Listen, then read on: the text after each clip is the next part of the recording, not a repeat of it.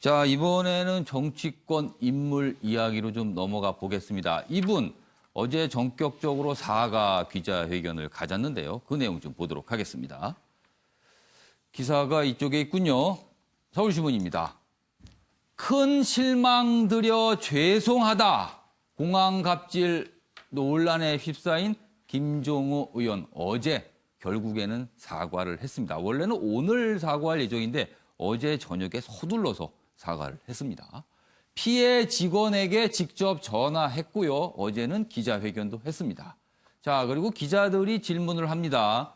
국토위원 사퇴를 하실 건가? 그러나 그 부분에 대해서는 민주당, 당의 결정에 따를 것이다라고 일단 유보적인 입장을 보였습니다.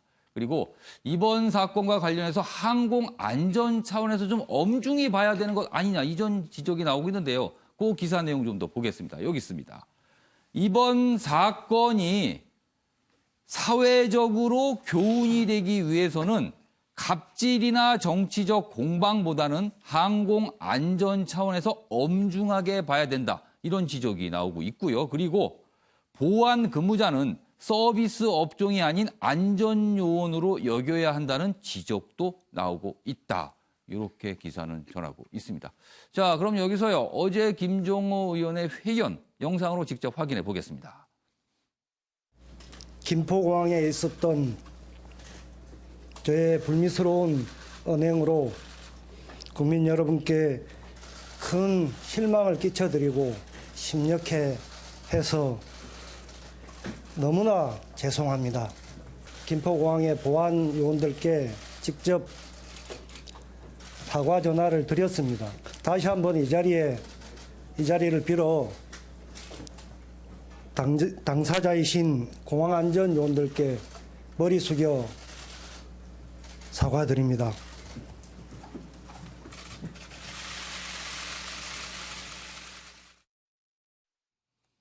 네, 김종우 의원의 기자회견, 사과하는 기자회견, 그리고 머리를 거의 90도로 숙이는 모습까지 봤는데요. 시청자 여러분께서는 어떻게 보셨는지 모르겠습니다. 그런데 오늘 많은 언론들이 좀 비판적으로 다룬 것도 있습니다. 저희가 그래서 만평을 좀 하나 준비했는데 그 내용 좀 보도록 하겠습니다. 자, 중앙일보 만평입니다. 여기 김종우 의원이 있는데요. 처음에 반응이 이렇습니다. 갑질이다. 내가 갑질을 당한 것이다. 처음에 이런 주장. 그러다가 음모가 있다. 그러다가 죄송하다, 사과. 이렇게 3단계로 진행이 됐는데요. 그 사이에 비행기 떠났다. 이렇게 돼 있는데 이 비행기가 20대라고 써 있네요. 20대 청년들의 비행기 떠나고 있다. 그래서 지금 당에 타격을 준 게 아니냐. 이렇게 만평은 좀 비유를 하고 있군요. 자, 정우과 위원님. 사과를 하긴 하는데 좀 뒤늦은 사과다 이런 평가가 나오고 있습니다. 그렇죠. 이제 여론에 떠밀려서 한 듯한 예. 그런 모양새가 됐죠. 사실 예. 그 문제가 발생했을 때 좀 진작에 진심 어린 사과를 했으면 어땠을까 네. 하는 아쉬움이 있습니다. 예. 근데 일련의 과정을 쭉 돌이켜보면은 어쨌든 예. 김정희 의원의 그 언행에 문제가 있는 것은 사실이고 또 기사에서 지적했듯이 사실 안전이라는 부분에 대해서는 굉장히 비용과 시간, 대가가 필요한 것이거든요. 그렇죠. 안전하기 위해서는 불편합니다. 당연히. 그렇죠. 불편함도 감수해야 되는데 예. 그 점에 대해서 우리 전체적인 인식이 좀 부족한 것 같고 또 한편 뭐 김정희 의원은 사과했고 그분에 대한 질타는 충분히 받고 또 예. 앞으로 이 문제는 계속 뭐 당분간에 끝날 것 같지는 않은데 예. 그러면서 한편으로는 왜 저런 문제가 발생했을 것인가에 대한 그 김정호 의원도 뭐 느닷없이 그러지는 않았을 것이라는 생각이 듭니다. 그러니까 간혹 우리들이 공항에 가다 보면 상당히 예. 좀 불편한 부분이 있거든요. 그러니까 예. 마땅히 서비스를 제대로 베풀어야 하는지 고압적인 자세라든가 차제에 공항공사 측에서도 정말 뭐 갑질이라는 지적은 분명히 받았기 때문에 예. 또 한편에서 의일질 비슷한 것은 없었는지 그런 점에 대해서도 한번 전반적인 성찰을 하는 그런 계기가 됐으면 하는 바람입니다. 그러니까 안전이라는 명분 하에 조금 더 불친절하게 대한 측면은 없었을까? 그 부분도 좀 고민을 해야 된다. 이렇게 지적을 해 주셨네요. 자, 김상일 평론가. 네. 지금 일각에서는 국토위원을 사퇴해야 되는 거 아니냐. 이건 야당 쪽의 주장이 나오고 있습니다. 네, 이건 좀 어떻게 보세요? 그거는 이제 제가 볼 때는 예. 조금 뭐 과할 수도 있고 예. 예, 그런 생각이 듭니다. 왜냐하면 야당에서도 그 본인들 그 원내대표였던 예. 김성태 의원께서 예. 이런 식으로 신분증의 제시 없이 그렇죠. 신분증 아예 확인이 안 된 상태에서. 뭐 물론 의전실에서 이렇게 예. 모시고 가긴 했지만 예. 그러면서 또 결과적으로는 어떤 일이 있었냐면 예. 그 직원들 7명이 징계를 받았어요. 예? 그 경고나 주의라는 예, 감사 결과에 의한 예. 경고를 받았습니다. 그러면 그 야당 지금 자유한국당 같은 예. 경우도 그 대표가 그분들에게 피해를 준 전례가 있거든요. 그렇게 되네요. 그러면 예, 그때 이런 것들을 본인대로 그럼 뭐 보직 사퇴라든가 뭐 권한 있는 자리에서 예. 내려온다 그런 걸 했는가 뭐 이런 주장을 하는 건 좀 약간 과할 수도 있다. 그러나 그 민주당이 그 진보 정당으로서 국민을 생각해서 스스로 뭐 이거 뭐 상임위 그렇게 대단한 거 아닙니다. 어떻게 보면은 예? 물론 지역구를 위해서 조금 그 이해관계가 있을 수는 있지만 뭐 모든 상임위가 다 중요하죠. 어떻게 안 중요한 상임위가 있겠습니까? 그래서 스스로 결단을 한다면 좀 좋은 모습이 될 수도 있겠다. 예. 반면에는 또 이런 생각 동시에 좀 듭니다. 예. 이수희 변호사께서는 어떻게 보십니까?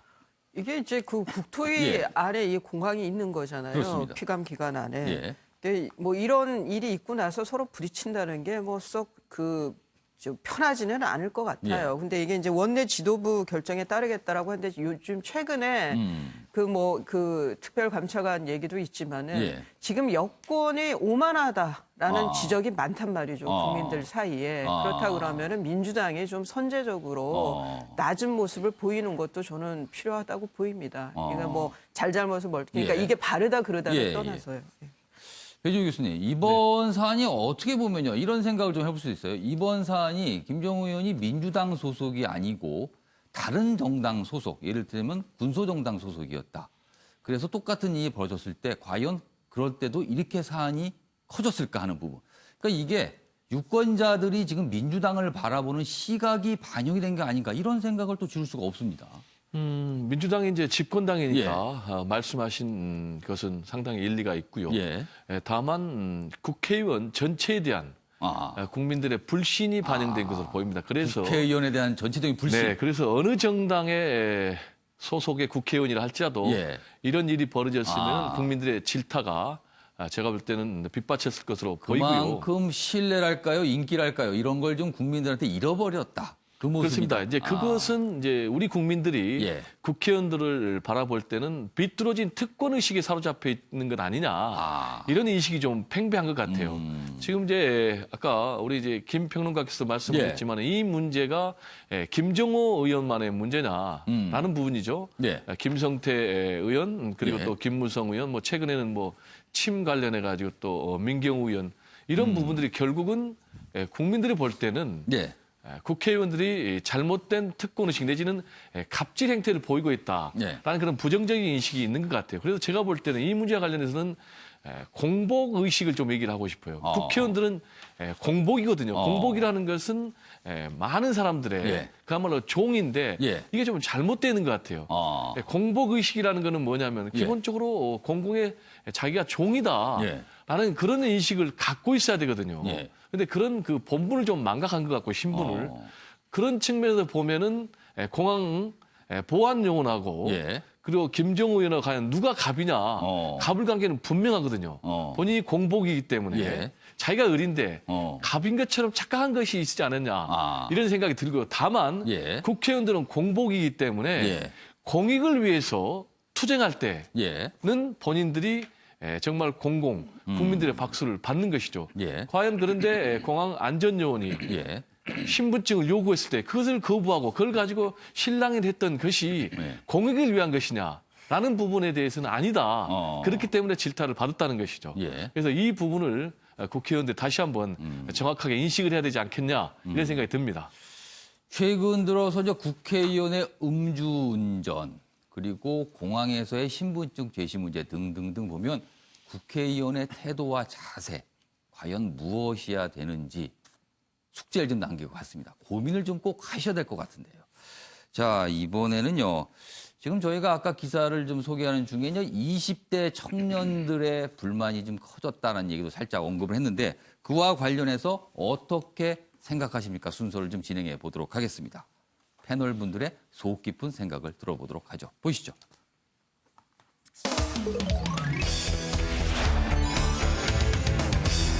오늘 어떻게 생각하십니까? 주제는요. 유시민 이사장 20대 남성과 관련된 발언을 했는데 이게 좀 논란이 되고 있어서 그 내용 좀 다뤄보도록 하겠습니다. 제가 기사를 소개하는 동안 패널 네 분께서는 의견을 좀 적어주시면 좋겠습니다. 여기 기사가 있군요. 중앙일보입니다. 대통령의 등 돌린 이유가 게임, 축구 탓이다? 이렇게 물음표가 돼 있네요. 유시민 발언에 분노하는 2030 남성들이다. 이렇게 기사가 돼 있습니다. 유시민, 남자들 게임해야 되는데 여자들은 공부하니 불리해서 분노한다. 최근에 20대 청년 세대가 왜 이렇게 분노하고 있고 그다음에 대통령에 대한 지지를 철회하고 있는가. 이거 관련된 발언이거든요. 그런데 이런 발언에 대해서 남성들은요. 우리를 어리광 부린다고 취급하는 거냐. 이렇게 반발을 하고 있다고 합니다. 자, 그래서 여기서 직접 어떤 발언인지 저희가 영상으로 확인해 보도록 하겠습니다. 보시죠. 남녀가 각각 다르게 느끼는 어떤 것이 있기 때문에 그런 거지. 저는 그걸 감수해야 된다고 봐요, 정부가. 자기들은 축구도 봐야 되는데, 자기들은 롤도 해야 되는데, 얘들은 롤도 안 하고 공부하지. 모든 면에서 우리가 불리해. 자, 어떤 출판사에서 주최한 특강에서 많은 사람들 앞에서 이제 한 얘기인데 어떻게 보면 뭐 가볍게 지나가듯 한 말일 수도 있고요. 그런데 아니면 또 어떤 속내가 드러난 걸 수도 있고 그리고 20대들의 그런 반응이 정당한 반응일까 아니면 좀 과민한 반응일까 여러 가지 좀 이야기가 있을 것 같습니다. 자, 먼저 정우갑 해설위원께서는 지금 사안 어떻게 생각하십니까?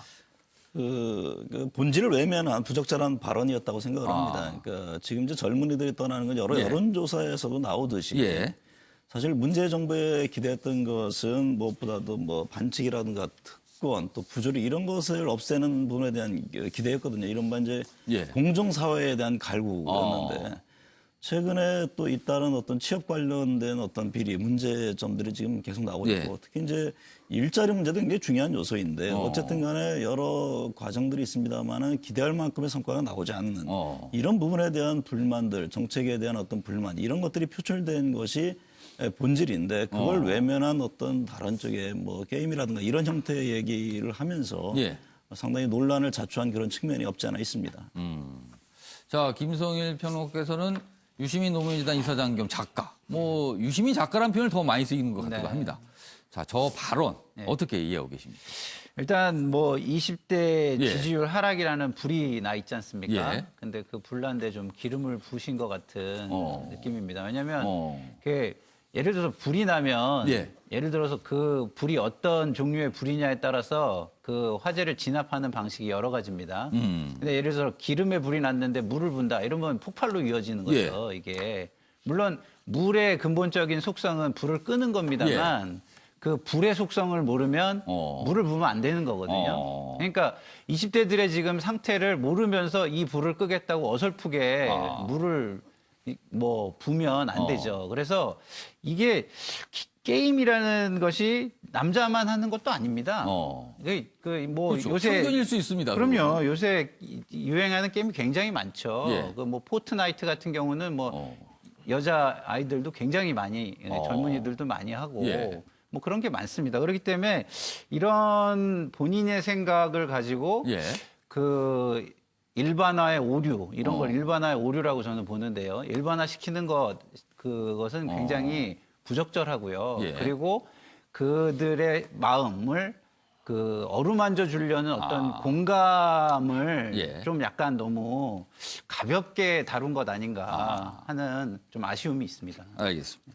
이수희 변호사께서는 어떻게 생각하십니까? 저는 이걸 한 14분 정도 돼요. 동영상이. 그걸 제가 다 봤는데 보면서 유시민 작가가 정확하게 모르고 있구나. 지금 20대 상황에 대해서. 20대 남자들이 갖고 있는 이 정권에 갖고 있는 그 뭐랄까 그 불만족 뭐 여기에 대해서 모르면 모른다고 말할 용기가 필요했다. 잘 모르겠으면 모르겠다고 해야 되는데 중언부언 하다 보니까 이제 또 분위기도 풀겠다고 나온 얘기가 이 얘기거든요. 근데 또 이 얘기 자체도 제가 꼰대라고 표현하는 이게 방송용으로 적절한지 모르겠습니다.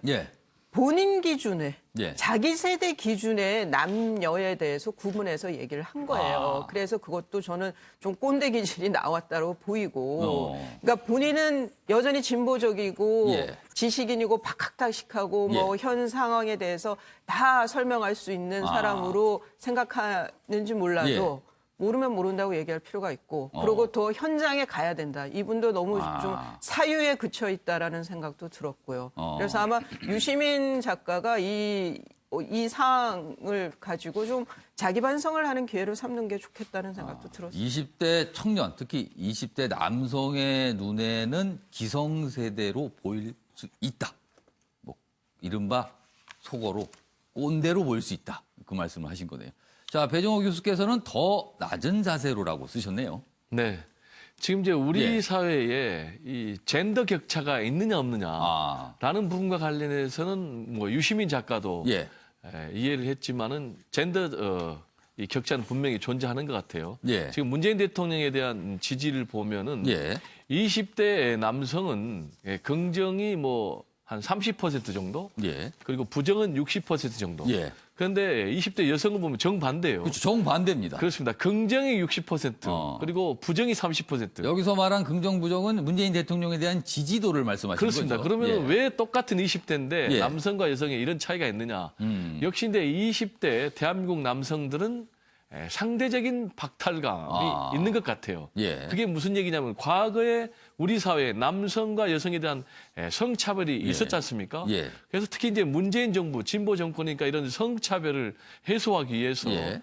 굉장히 노력을 하고 있고 그런 와중에 뭐 미투 사건이 터졌고 예. 그리고 또 대법원에서 양심적 병역 거부 예. 이제 무죄라는 취지의 이제 판결을 내렸지 않습니까? 예. 그러다 보니까 더더욱 상대적인 박탈감이 있는 것 같아요. 특히 이제 지금의 20대들은 초등학교 시절에 예. 다녀보면은 학생들을 오히려 여자 선생님들 위주로 더 여학생들을 예뻐해주는, 그래서 자기들은 성장 과정에서 오히려 역차별 당했다. 나는 그런데 계속해서 사회가 자기들 차별하고 있다. 그런데 이번에 유시민 작가의 이런 발언은 예. 자신들이 좀 수용하기 어렵다는 것이죠.